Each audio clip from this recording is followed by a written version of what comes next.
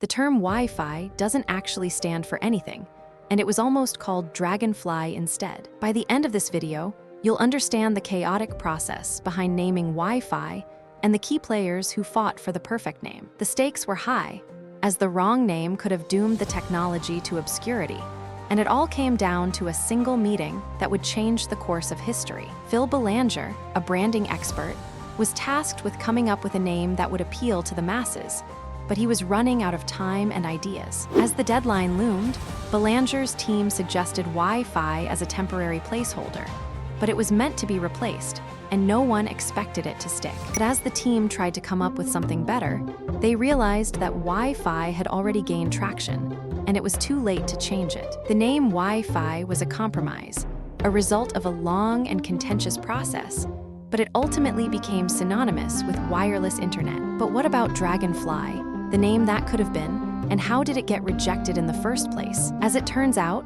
the team thought Dragonfly was too flashy, too attention-seeking, and not serious enough for technology that was meant to change the world. In the end, Wi-Fi emerged as the winner, a name that is now ubiquitous, but still raises questions about what could have been.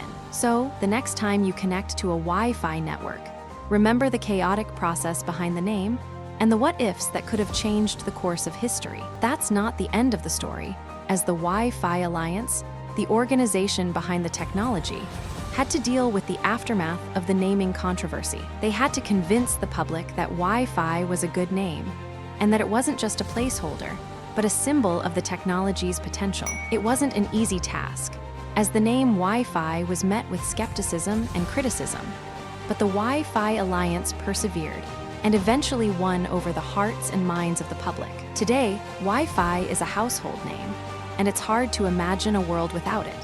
But the story behind the name is a reminder that even the most mundane things can have a fascinating history. So, what's the lesson here?